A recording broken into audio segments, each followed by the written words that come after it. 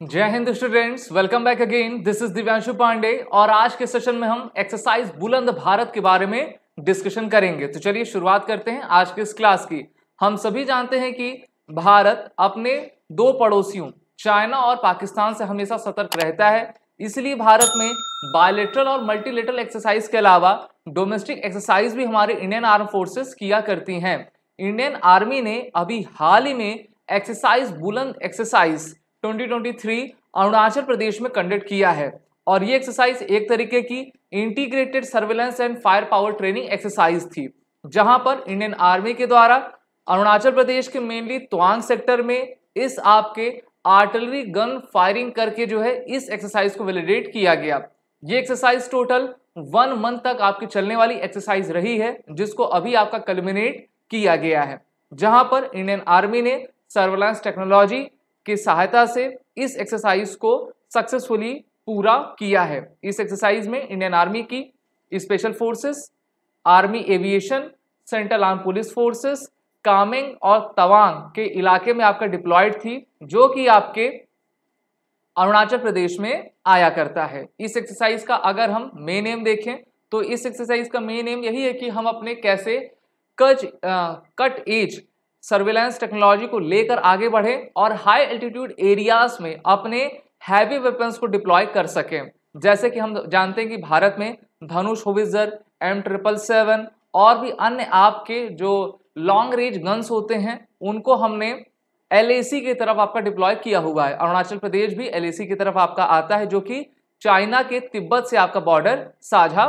किया करता है। अगर हम भारत और चाइना के बीच में अरुणाचल प्रदेश को देखें तो हम सभी जानते हैं कि अरुणाचल प्रदेश एक स्ट्रैटेजिक पॉइंट है भारत के लिए, क्योंकि पिछले साल 9 नवंबर 2022 में भारतीय थल सेना और चाइना की PLA के बीच में आपकी झड़प यांगसी रिवर तवांग सेक्टर के एरिया में हुई थी और तब से जो है इंडियन आर्मी अपने काफी एक्सरसाइज को इस ईस्टर्न थिएटर के तरफ इंडियन एयरफोर्स के साथ और हमारी अन्य फोर्सेस के साथ कंडक्ट कर रही हैं। इससे पहले आपको याद होगा कि 2020 में भारत और चाइना के बीच में लद्दाख के गलवान वैली में भी फिंगर पॉइंट 4 से लेकर 14 के बीच में काफी लंबी झड़प हुई थी और इसके लिए अभी टोटल 17 राउंड्स की डिफेंस स्टॉक मीटिंग आपकी कंडक्ट की गई थी, जहां पर इस आपके गलवान वैली इंसिडेंट में भारत के 20 जवान शहीद हुए। वहीं पर चाइना के 50 से भी ज्यादा ऑफिसर्स और जवान जो है इसमें मारे गए थे।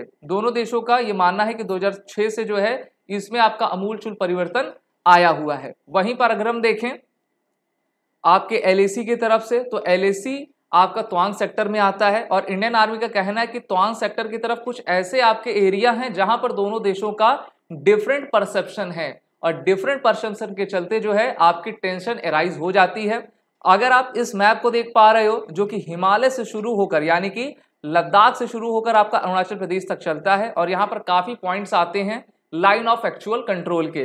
लाइन ऑफ एक्चुअल कंट्रोल का इलाका हम पाकिस्तान चाइना के साथ साझा करते हैं और LOC लाइन ऑफ कंट्रोल का इलाका हम पाकिस्तान के साथ साझा किया करते हैं। जिसमें LAC की बात करें तो LAC आपका western sector Ladakh, middle sector Himachal Uttarakhand, Sikkim और सिक्किम में आपका ईस्टर्न सेक्टर अरुणाचल प्रदेश को आपका कवर किया करता है।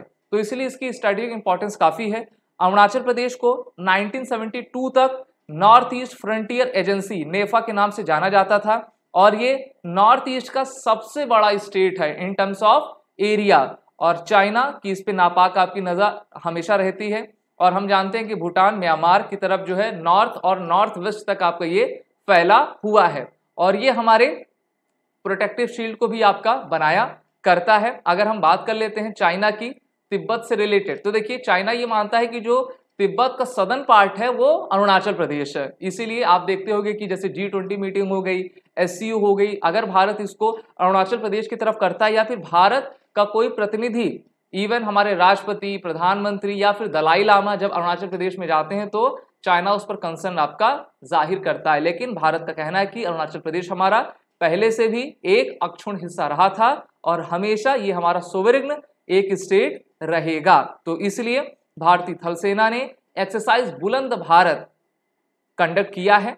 1 महीने तक एक्सरसाइज चली, जहां पर इंडियन आर्मी की आर्टिलरी रेजिमेंट की फायर पावर बीजिंग को सुनाई गई है। आप सभी डिफेंस एस्पिरेंट अपने एसएसबी इंटरव्यू ऑनलाइन कोर्स में जोड़कर अपनी तैयारी बेहतर कर सकते हैं। कोर्स की लिंक नीचे डिस्क्रिप्शन बॉक्स में दी गई है। These are the written courses which are providing by SSB crack exam. Bundles के सीरीज सभी कोर्सेज के अवेलेबल हैं और आप सभी वॉरिट 10 कोड का जरूर यूज करें, जिससे कि आपको 10% का फ्लैट डिस्काउंट हमारे सभी कोर्सेज पे मिलता जाएगा। जय हिंद। अगर आप एक डिफेंस एस्पिरेंट हैं और SSB interview, NDA, CDS, AFCAT जैसे एग्जाम्स के लिए प्रिपेयर कर रहे हैं तो आप एसएसबी क्रैक एग्जाम्स के कोर्स को चेक करना ना भूलें। आप हमारी लर्निंग एप्लीकेशन को गूगल प्ले स्टोर से भी डाउनलोड कर सकते हैं।